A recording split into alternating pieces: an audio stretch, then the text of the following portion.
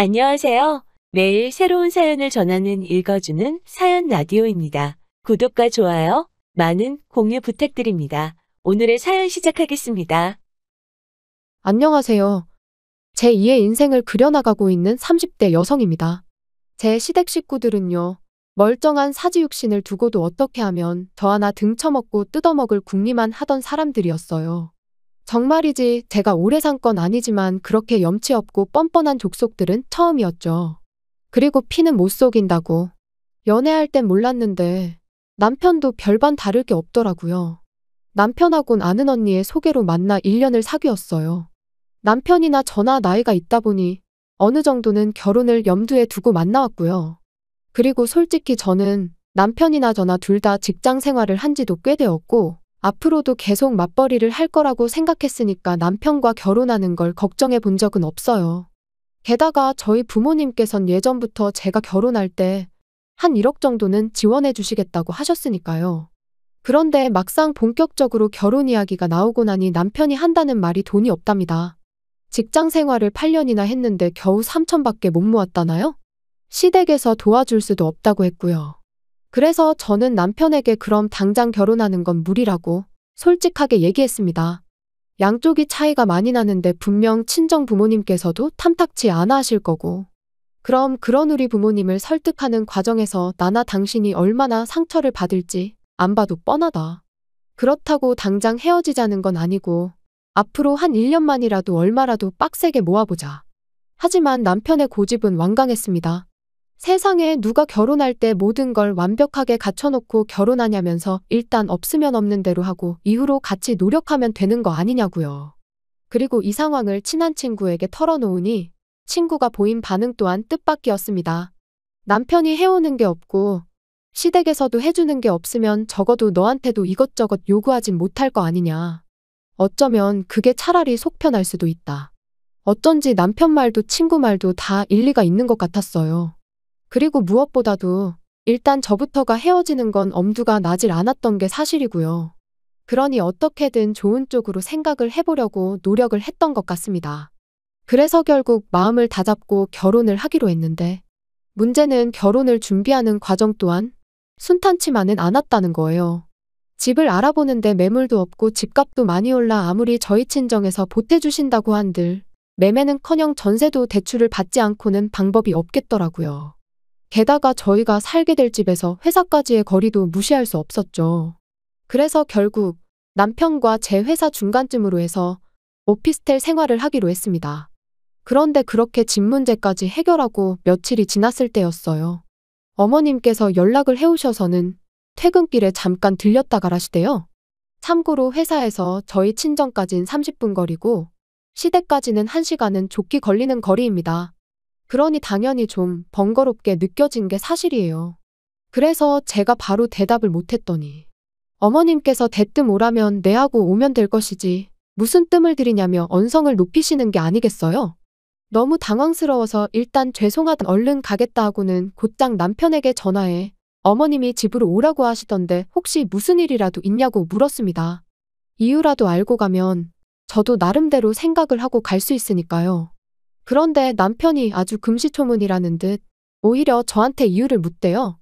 그러니 저로서는 시댁에 가는 내내 어찌나 초조하고 긴장이 됐는지 몰라요. 그리고 그렇게 부랴부랴 도착한 시댁에서 어머님은 생각지도 못한 이야기를 꺼내셨습니다. 듣자 하니 오피스텔에서 살 거라던데 그게 사실이냐고요. 그래서 그렇다 하니 그럼 혼수는 어떡할 거냐대요. 그런데 이때 전 솔직히 어머님이 뭐라도 하나 해주시려고 물으시는 줄 알았어요. 아무래도 저는 모아둔 돈에 친정에서 해주는 것까지 하면 거의 2억 가까이 들고 가는데 남편은 겨우 3천만 들고 오는 상황이었으니까요. 그러니 어머님도 마음이 쓰이시는가 보다. 그래서 뭐라도 하나 해주고 싶으신 건가 뭐 그런 식으로 생각을 한 거죠. 그래서 걱정 마시라고 요즘 오피스텔은 풀옵션이라고 해서 웬만한 건 다 갖춰져 있다 했습니다. 아무것도 안 해주셔도 된다고요. 그런데 어머님이 보이신 반응은 제 예상과는 전혀 달랐습니다. 저더러 너 지금 무슨 얘기를 하는 거냐시며 너 그럼 아무것도 안 해오겠다는 거냐고 물으셨거든요. 그리고는 맏며느리 자리로 시집을 오면서 맨손으로 오는 게 말이 되냐고 다른 집은 맏며느리가 시집 올 때 시부모 밍크 사주고 신우 명품백 사주고 그런다던데 넌 어떻게 그렇게 뻔뻔하냐입니다. 그리고는 이 결혼을 시키는 게 맞는지 모르겠다 하시는데 거기서 저도 확 정신이 들었죠. 그리고 그때는 결혼이 엎어지더라도 할 말은 해야겠다 싶어서 저도 따박따박 따지고 들었어요. 그렇게 치면 저희 집에서도 남편이 맞사위인데 남편도 해오는 거 하나도 없다. 그리고 어머님이 먼저 말씀을 그리 하시니 저도 하는 건데 저는 2억 들고 결혼하는데 남편은 3천이 다다. 요즘 아무리 세상이 달라졌어도 적어도 반반은 맞춰야지. 어떻게 겨우 3천만 들려서 아들 장가를 보내시냐. 그랬더니 어머님께서 저한테 누가 너더러 그만큼 들고 시집 오라고 했냐입니다. 네 부모가 내 아들 좋으라고 그 돈 해주냐고. 너 좋으라고 해주는 거 아니냐면서요. 그리고 그렇게까지 이야기가 나왔으니 솔직히 저는 이 결혼은 안 하는 게 맞다 싶더라고요. 그래서 무슨 말씀이신지 잘 알겠다. 부디 어머님 마음에 쏙 드는 며느리 찾으시라 말씀드리고 뒤도 안 돌아보고 자리에서 일어났지요. 그리고는 현관으로 향하는데 신우가 기가 막힌다는 눈빛으로 저를 쳐다보더라고요. 그래서 저도 똑같이 한번 쏘아보고는 문이 부서져라 닫고 나왔습니다. 집으로 돌아오는 내내 생각할수록 괘씸하고 어이가 없었어요. 그래서 남편에게 전화해 어머님께서 하셨던 이야기를 그대로 전하고는 이렇게 됐는데 결혼은 무슨 결혼이냐고. 죄다 없던 일로 하자 했습니다. 그랬더니 남편이 안절부절 못하는 목소리로 일단 만나자며 사정을 하대요. 하지만 이미 제 마음은 확고했기에 됐다고 거절했어요. 그런데 막상 집에 도착하니 방 안에 쌓여있는 청첩장들이 눈에 들어왔습니다. 그리고 이내 이 나이에 파혼했다 하면 주변에서들 날 어떻게 볼까 싶고 한편으론 부모님 체면에도 먹칠을 하는 건 아닌지 정말 별의별 생각이 다 드는 거예요. 그리고 그 와중에 남편은 계속해서 자기가 어머니하고 제대로 단판을 짓겠다며 한 번만 자기를 믿어달라고 문자를 보내댔고요.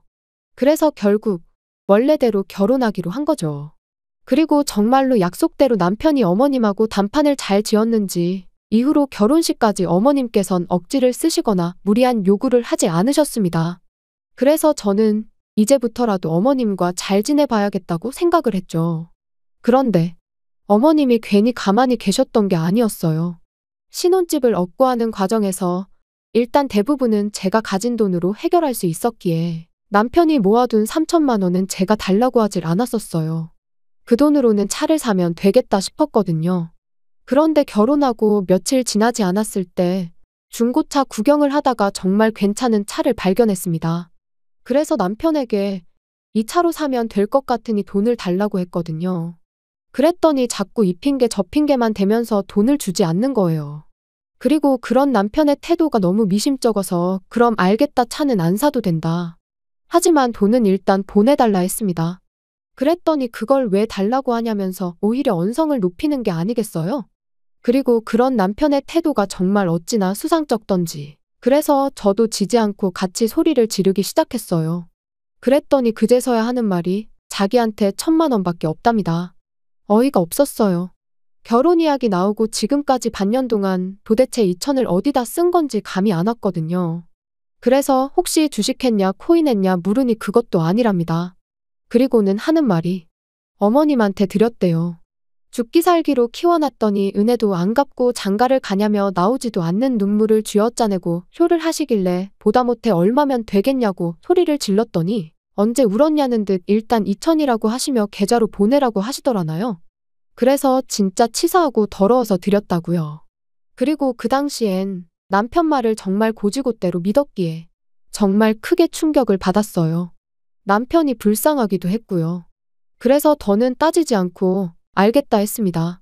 그리곤 그냥 남은 1,000만 원만 제가 가지고 왔어요. 남편이 들고 있다가는 그나마도 뺏기지 싶어서 말이에요. 그런데 생각지도 못한 골치 아픈 일이 또 터졌습니다.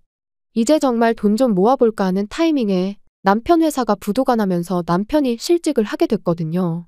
그리고 솔직히 저에게 남편의 실직 자체는 그렇게 큰 일은 아니었어요.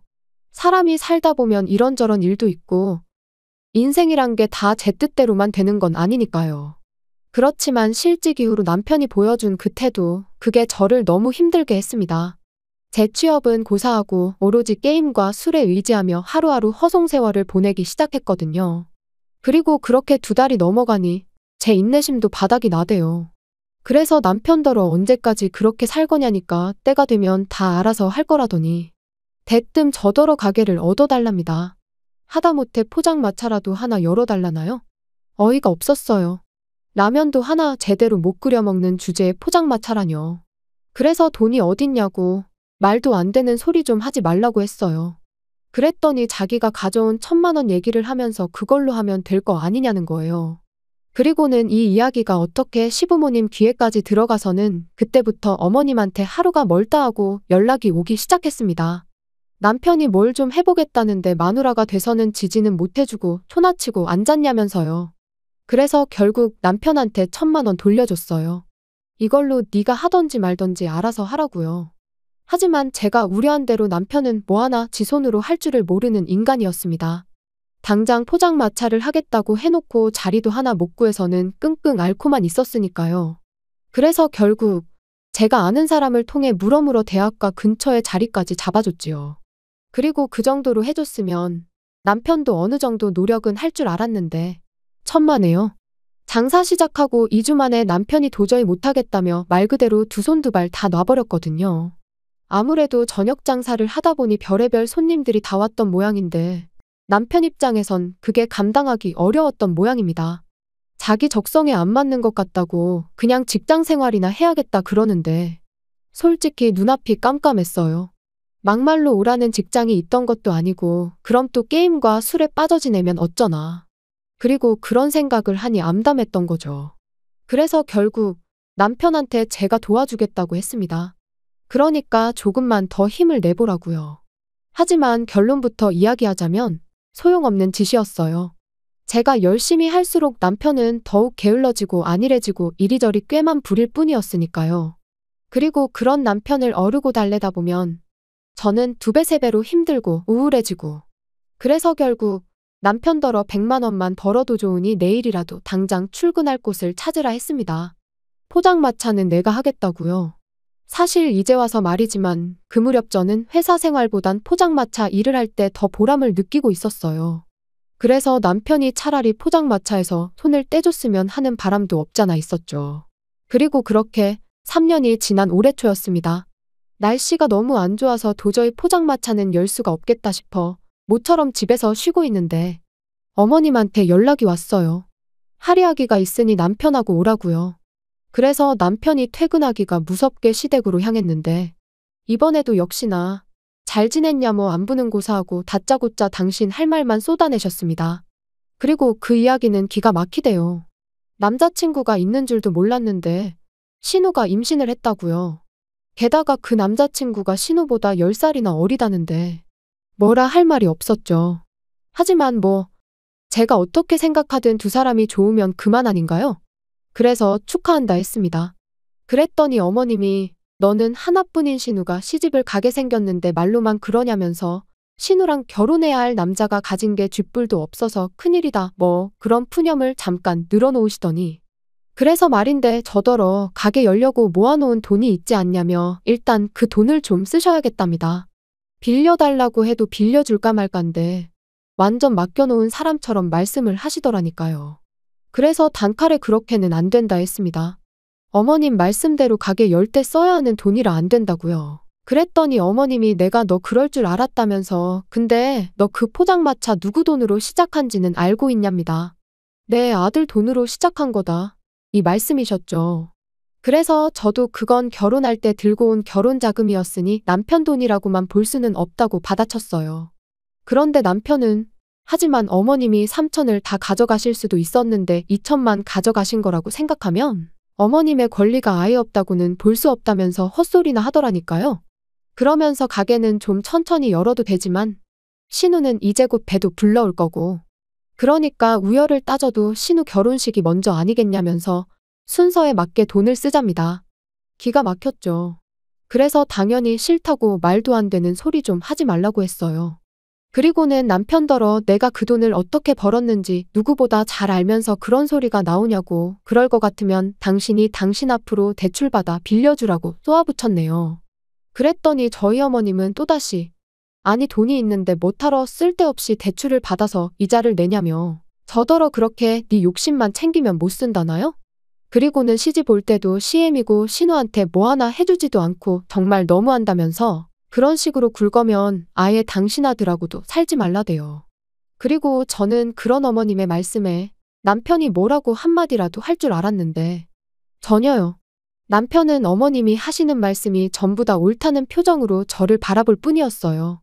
그래서 저도 몇 초간 남편을 바라보다가 알겠다고 했습니다. 데려가시라고. 지금 당장 제가 먼저 남편을 포기하겠다고요. 그랬더니 그제서야 어머님도 남편도 그리고 신우까지 이게 아닌데 하는 표정을 짓더니 남편이 제 손목을 잡아 끌고 방으로 데리고 들어가선 왜 이렇게 일을 키우냐입니다. 그냥 이참에 몇 푼이라도 도와주고 어머님한테 인정받고 하면 얼마나 좋으냐면서요. 하지만 이제 와서 인정은 무슨 다 필요 없다 했습니다. 당장 남편부터가 내 마음 하나 몰라주는데 어머님한테 인정받는 건 나한테는 아무런 의미도 없다고요. 그리고는 신우 배가 불러오든 말든 시집을 가든 못 가든 그건 다 니네 식구들끼리 알아서 해라 하곤 방 밖으로 뛰쳐나왔지요. 그리곤 안녕히 계시라는 인사는커녕 뭐를 하건 간에 분수껏 하라고 괜한 사람 괴롭히지 말라 했습니다. 남편한테는 이 짐은 퀵으로 다 보내줄 테니 따라 나오지 말라 했어요.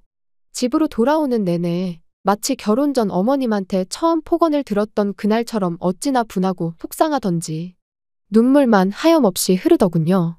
그리고 남편하고는 결국 협의 이혼했습니다. 포장마차 시작할 때 들어간 비용의 반을 돌려주는 조건으로 깔끔하게 헤어졌지요. 솔직히 그 돈도 주기 싫었지만 그나마도 안 주면 도무지 나가 떨어질 것 같지가 않아서 별 수 없었네요. 듣자 하니 남편은 저와 이혼하고 얼마 안 가 또 회사에서 잘린 모양입니다. 그런데 이번엔 남편이 회사 공금에 손을 댔다는 소문이 있어요. 혹시 신우 결혼 때문에 그런 짓까지 한 걸까요? 이제 뭐 저랑 상관없는 사람이니까 제 알 바는 아니지만 남편을 생각하면 불쌍하기도 하고 한편으론 한심하기도 하고 미움보다는 애증이라고 봐야 할 것 같네요. 아무튼 남편과는 헤어졌지만 그 사람이 아니라면 장사를 시작할 엄두조차 못 냈을 테니 고마운 마음도 조금은 남아있기에 그 사람은 그 사람대로 잘 살기를 바랄 뿐입니다. 긴 이야기 들어주셔서 감사합니다. 오늘의 사연은 여기까지입니다. 구독과 좋아요, 알람 설정해주시면 앞으로 더 좋은 사연으로 찾아오겠습니다. 감사합니다.